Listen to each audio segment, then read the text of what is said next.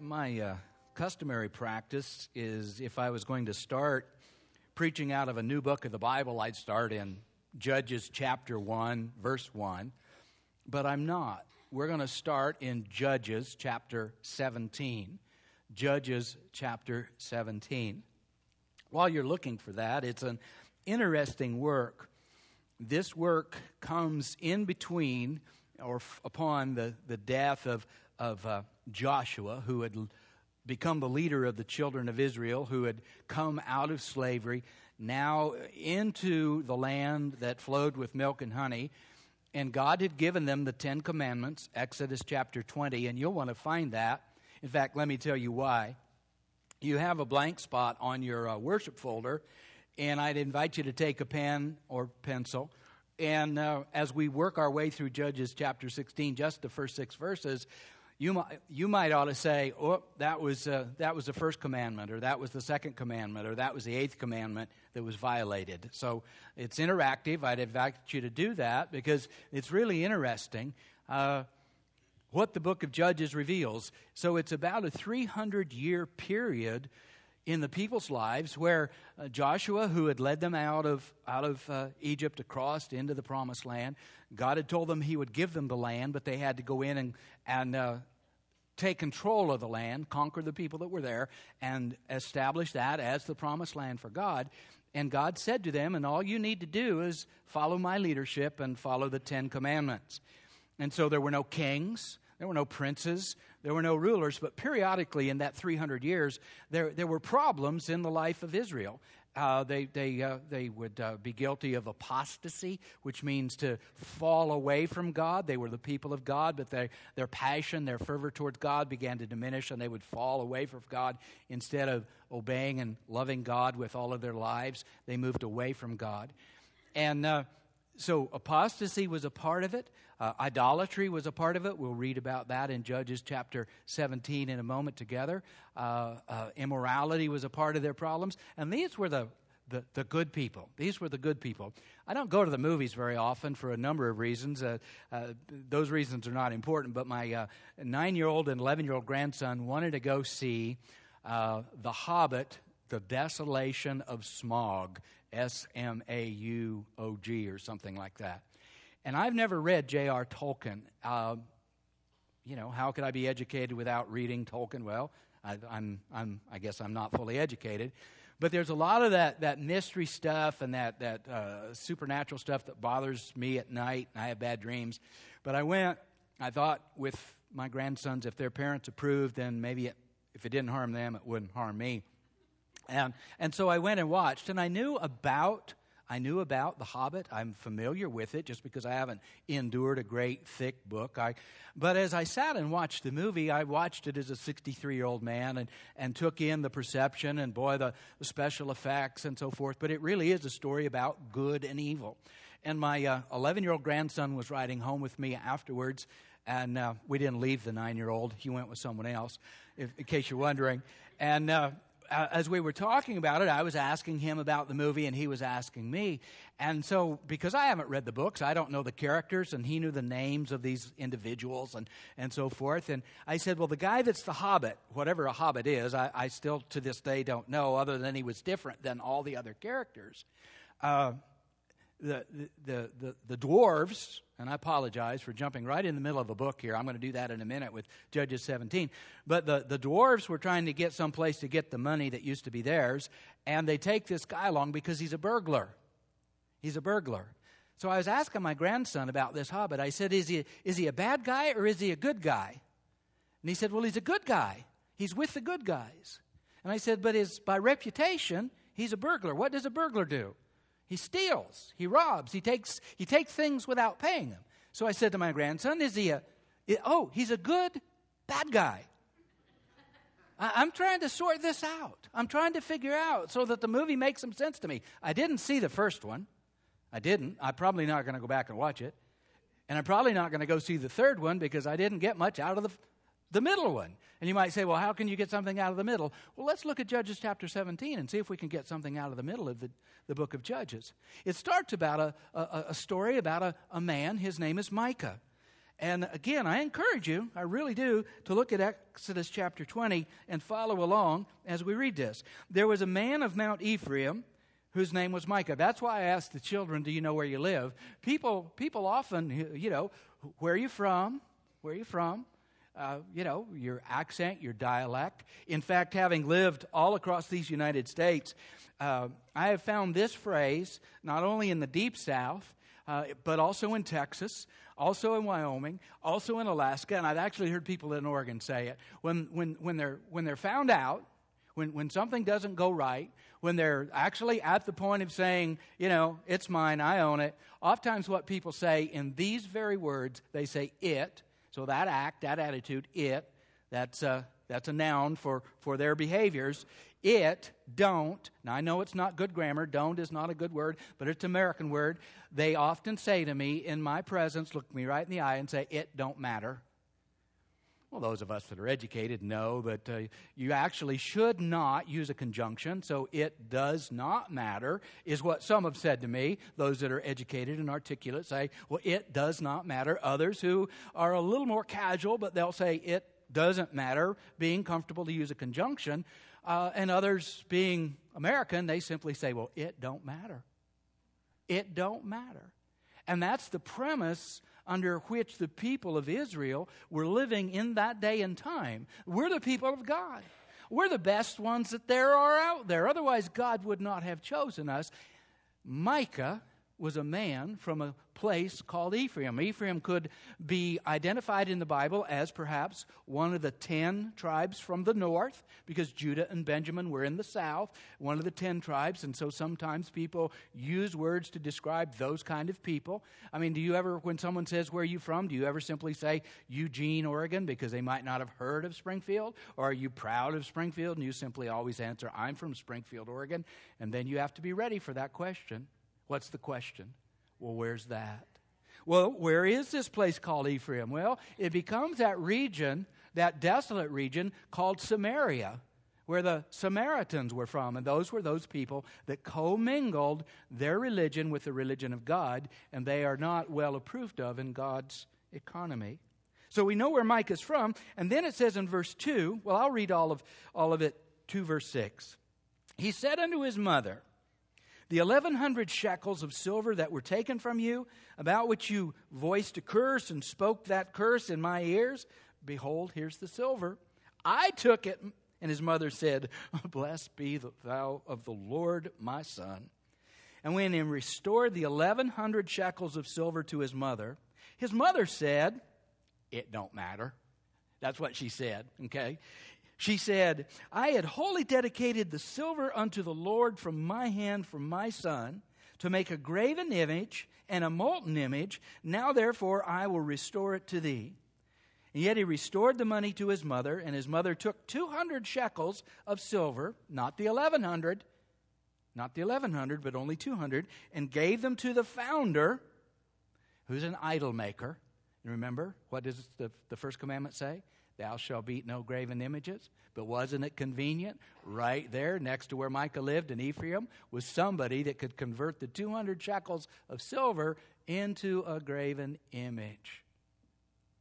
And then it says in verse 4, those images were in Micah's house. And the man Micah had a house of gods and made an ephod, which is a type of uniform or part of worship, and a teraphim, which are graven images, and consecrated one of his sons to become his priest. And here's God's response to how come Micah and his mother and the son of Micah were doing what they were doing. It sounds like America to my eyes and ears. In those days, there was no king in Israel, but every man did that which was right in his own eyes. Boy, what a messed up family they are. The woman, the mother, possibly a widow, in the care of perhaps her oldest son or her only son, somehow had secured what one scholar has referred to as 100 years of wages. And this was in a 300 period of time. We don't know exactly when this happened, but where did the Jews get their money They came out of Egypt, they went to the Egyptians, and they required and requested and received treasures. And this woman had a vast amount of money in her home, and her son knew about it. And there's not a problem with her having the wealth. It was hers. This is not about how she got the wealth. It was hers. The problem with her wealth was she had devoted it to God. She had said that 1,100 pieces of silver, 100% of 1,100, all of it is to be given to God. We ought to be careful what we promise. We ought to be people who keep our word, because I want you to hear this first life lesson. Partial obedience is viewed by God as disobedience. Partial obedience is viewed by God as disobedience. So we have the woman, and she did something that we perhaps do, but we don't think about it in the same way that she was thinking of it. When she discovered the loss, when she discovered that her fortune that she had given to God was gone, she vocalized, spoke a curse. And she believed that it carried weight, that she could speak the wrath of God into that experience so that whoever stole her fortune would be punished by God. You ever turn people over to the Lord? That's the best practice. The Bible says, vengeance is mine, saith the Lord. If you think God has made you the getter of people, what you're saying to God is it don't matter that you said vengeance is mine. And you allow God to work out the discipline or perhaps the destruction in people's lives. But she had spoken this curse, and the problem for the son was this. He'd overheard his mother. Possibly she'd vocalized it in anger, said it loud, or perhaps she repeated it over and over again. Probably every time she cleaned the house, she went around and she'd come to that spot where her treasure used to be, and she would be reminded, and she would say, in its absence and its loss, I curse the hands and the heart and the life of the person that robbed me. And the son heard that. And that part of him that you call conscience or awareness or sensitivity, that difference between right and wrong was it was changed in a moment. And instead of him saying, it don't matter that was my mother's money, it don't matter that I took it from her and she had devoted it to God, he suddenly came to himself and said, I must restore it. But the second thing that I want you to hear is that wholehearted ungodliness is never overcome with half-hearted holiness. If you look back and listen to what I read, what did the young man do? Well, he restored it all to his mother, right? He said, here it is, mother. I'm sure he said, I'm sorry. I'm sure he said, dear mother, would you forgive me? I will never do that again. And then in her confused way, she then said to her son, you know what? That 1,100, that was for God, but I've had time to think about it because you're such a fine son. Let's only take 200 of that and give it to God in this way. Let's give it to God and make an idol. Exodus 20, thou shalt have no graven images. And she took her son and directed him. What he should have said to her was, Mother, my restoration of your prosperity should not now engage you in further of your own sin. But you see, with the lack of a moral center and a spiritual guide in the heart of this people, their wholehearted ungodliness wasn't overcome with half-hearted holiness. In fact, the third thing that I would offer you out of this particular text is man's permission does not change God's prohibition. There are a lot of things that are available to us in the world today. And sometimes we in the body of Christ, known as the church, are viewed as being very narrow. That we'll simply say we're not going to endorse certain relationships. We're not going to participate in certain activities. But if we're not careful, we become like the Israelites. And you know what we say? Well, we're Americans first and we're Christians second. And it don't matter what those people do. So as we look at this, supposedly from a 30,000-foot look, and we look at the problems of ancient Israel, we can see the source of their problems, can you not? If you want to understand a nation, what you need to do is not necessarily look at the leaders, but focus in on the family. In fact, Dr. James Dobson has a ministry entitled Focus on the Family. And when you look at this family, would you say that this is the best example of what a Jewish family would have been like, following God delivering them from Egypt, giving them Joshua to be their leader, and then allowing them to inherit land, just walk in without any payment, and God would gift them with that land? Well, let's look at America today and understand our culture and our civilization. If you look at it today, what do you think we're headed in the right direction? Do you think America is going to get better and be better with the decline in morality? Maybe you say, what decline? Is there a decline in morality? What about ethics? What about politicians? Let's just single them out for a moment. And they can say to us something that they say, this is true. In the moment, I'm saying it's true. But then when they're challenged on it, regardless of party, regardless of stripe, regardless of situation, well, they say, well, what I meant to say, or what the rest of the story is, they've been afforded language like this. Well, they get to walk it back. It's as if they can put words out there, and then somehow they can reel those words back in and put them back in their mind, back in their mouth, back in their heart, as if we'd never heard them. So if you really want to look at the decline in America today, all we have to do is study the family. The majority of families today are single-parent families. Now, is that a shame on them? No, that's just a statement of fact. That's what our culture is moving towards. And if you look at Micah's story, what character is missing from Micah's life? There's a father. There had to have been a father for there to be sons, or a son. There had to have been a father. We don't know where he was. He might have been deceased. He might have passed away. And it might have happened when Micah was young and he was raised without the presence of an earthly father to teach him morals and ethics and teach him the 10 Commandments. That may have been his situation. That might have been his story. Or maybe there was a dissolution of the marriage. A man in that day could look with disfavor upon his wife and simply say, I divorce thee, I divorce thee, I divorce thee. He had to put it in writing, and then she was put out. We don't know where the father was, but we know that Micah was the head of the family from the standpoint of he was the eldest son, he was an adult son, and in the absence of a father, what kind of a father was he to his son? What did he do with his own son?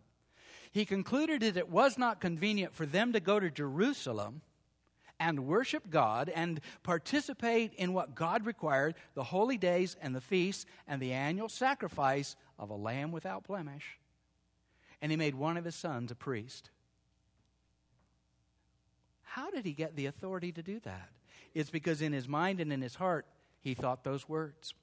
It don't matter. God knows my heart.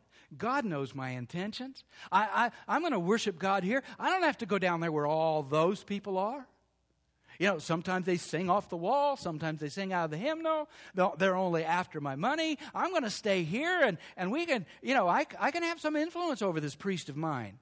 I can tell him how we're going to do things. In fact, what I'm going to do is I'm going to provide him with some graven images. So if God doesn't hear his prayers, because that's how the people of Israel were supposed to rely on. They were supposed to convene and convey their desires to the priest, and the priest was to represent them before God. But what did he have as his ace in the hole? Those little graven images. Or maybe they were big graven images. So he had a mixture in his own home of worship of the true and the living God and idolatry.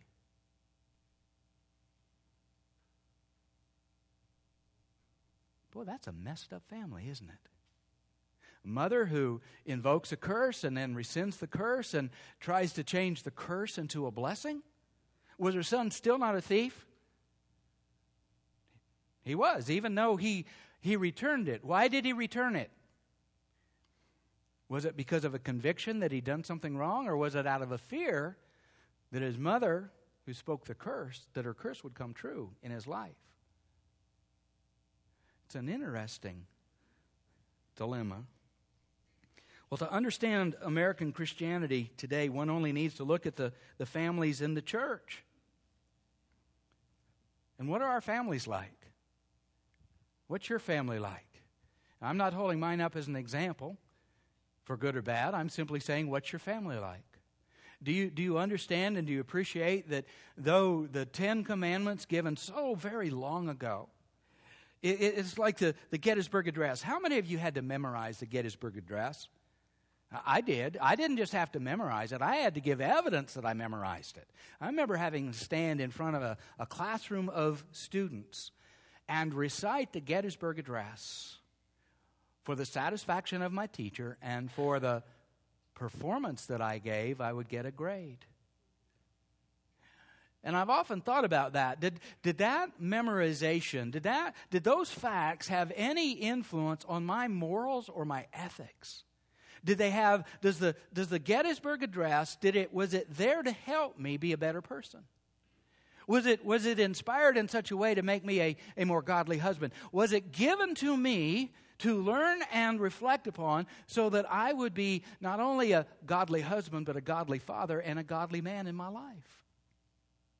There's much wisdom in those words. In fact, it has been said it is perhaps the greatest speech of any American president ever made. And then when I heard a professor say that, he smiled and he said, and the reason being, it is one of the shortest speeches that a president has ever made. But isn't that just like God? He just gave us the 10 Commandments. Just 10 things. No idols.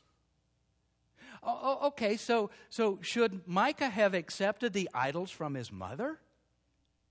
He shouldn't have. Would he not have been conflicted if he remembered that 10th, or that what number is it, the commandment that says thou shalt obey or honor your mother and father? Well, he was an adult man, and she was enticing him, if you would, to do something wrong, and he should have said by reason to his mother, I can't participate in this. The fact that I took them makes me a thief, and I'm guilty of that. I coveted and I stole, but I gave it back, and I don't want to go further into this understanding of the destruction of our family. Well, how do we get out of this mess? Well, we're going to continue the story of Judges chapter 17 on into verse 18 next week and the weeks to follow. But I think Jesus, who died on the cross, who is the Savior to them that believe, has commanded us to do the things that I tried to share with the children. And that's the first thing is to make confession. To make confession. My only experience with what I would call religious confession by observation is from the movies.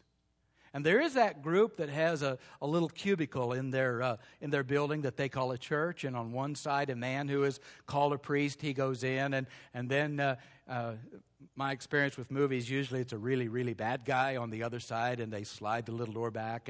And there's a barrier there, so they're not looking eye to eye. And it historically begins with this. The man making the confession refers to the man on the other side of the screen as father. So I think that's a mistake. But what are the rest of the words? What does he usually follow that up with? I have sinned. There's something about those words that can bother you or bless you. It will bother you if you say it, I have sinned, and you're not sincere. Oftentimes we say, I have sinned if we're caught. If we're caught. My wife, bless her heart, she does not like mice.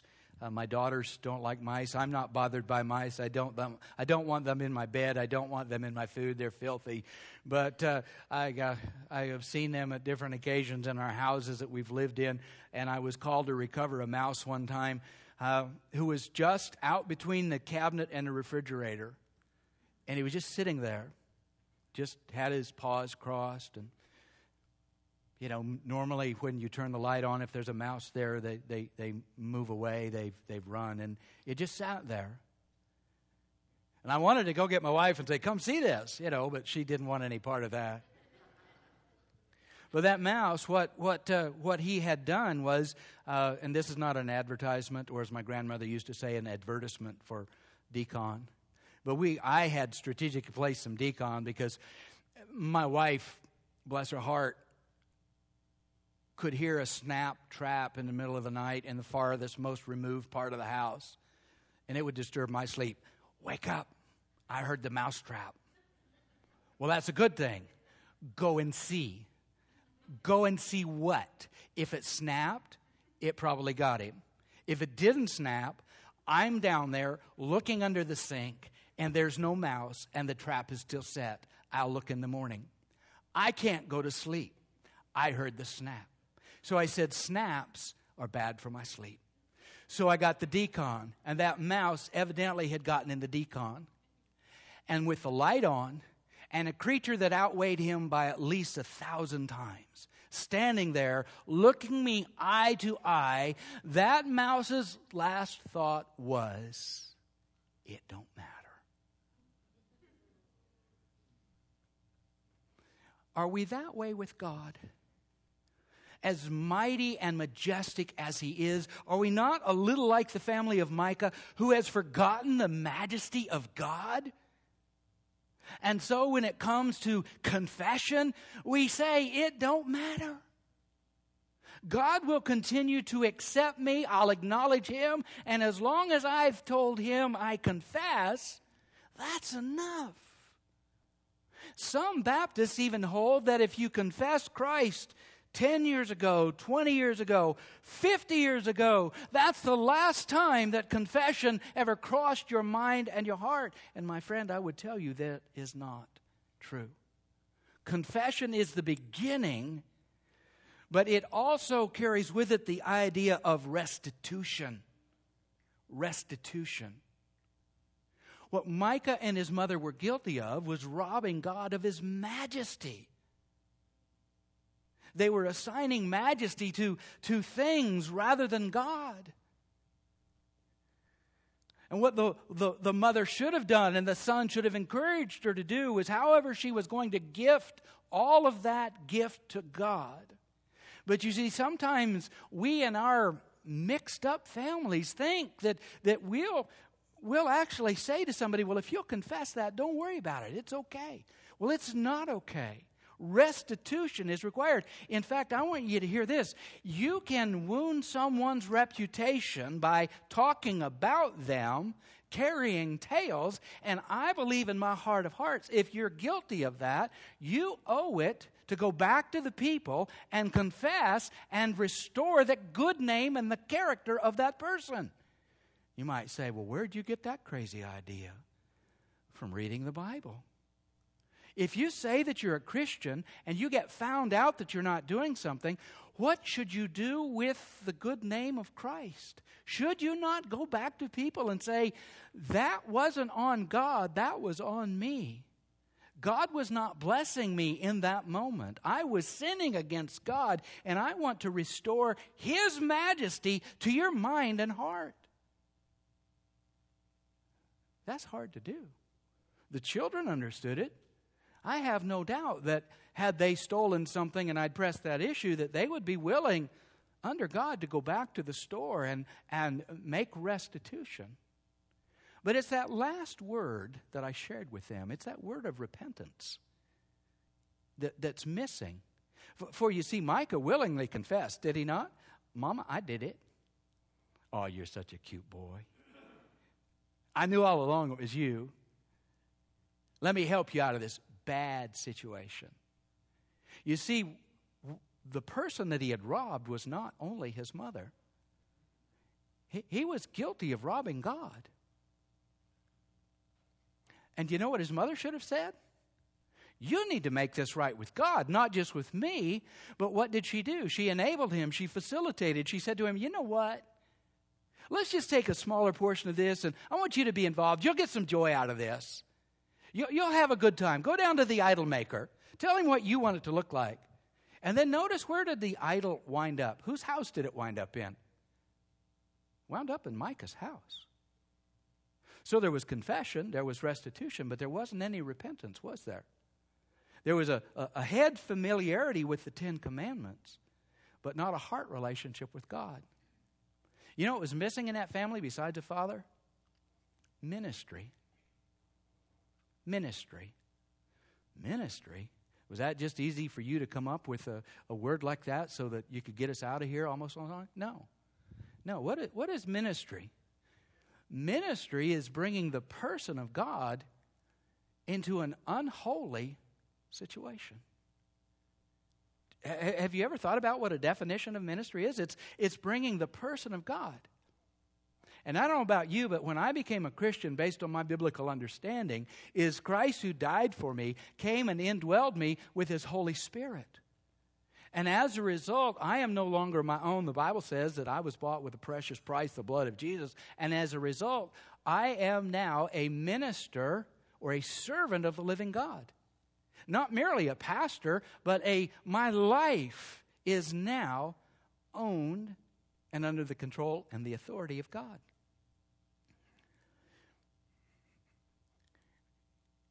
Sometimes people refer to me as a minister, trying to put me in a category or a type. Sometimes people call me pastor. Sometimes people call me preacher. And I do care about what people think about me. I really do. There's something about the way I'm wired that I like words of affirmation and words of negativity. But ministry would be this. In our relationship, if you were to discover that I intentionally or inadvertently was causing offense, your ministry to me would be to come alongside in private and say, Tim, I want to talk with you. Have you considered? That's ministry. It's ministry. And ministry without love is cold and it's ineffectual and it doesn't make the difference. Ministry done in the name and the strength and the power of the Lord Jesus Christ is liberating and transforming.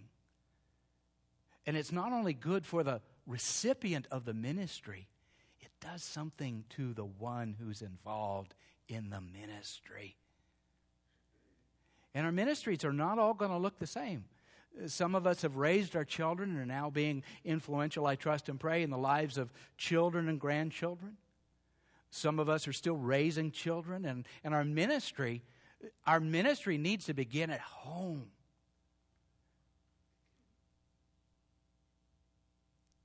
What would it be like if for Christmas I'd bought each of one of you a cassette recorder? I don't even know if they still make them. And I sent it home with you and said, we're going to put this on the dining room table and it's going to be motion activated. You don't have to turn it on. But every time you're in the presence of that machine, it's going to record what you say. And I want you to bring it back next Sunday. And instead of preaching, we're going to have you bring your recorder up here and lay a microphone next to it. And we're going to let all the rest of us hear about your 24 hours. Some of you are smiling like, ooh, that might be interesting. Be fun to find out about some of you. Oh, yeah, I have to play too, don't I? Well, I know what I'd do. I wouldn't go in that room for 24 hours. I'm fasting and praying if it's in the kitchen. I can sleep on the floor if it's in my bedroom. I can not talk. I really can. I can not talk.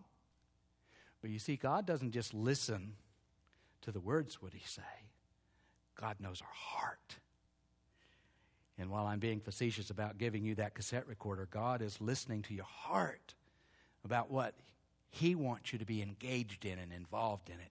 And I want to tell you the formula for that. It begins with confession of saying, God, I have not, I am not. And no longer saying and thinking in your heart, it don't matter. And if it requires restitution, that is going to someone or going to many someones and saying, I was wrong. Restitution with repentance. As I said to the little boys and girls, repentance is the idea, not only am I sorry, but with God's help, I'm not going to be that way anymore.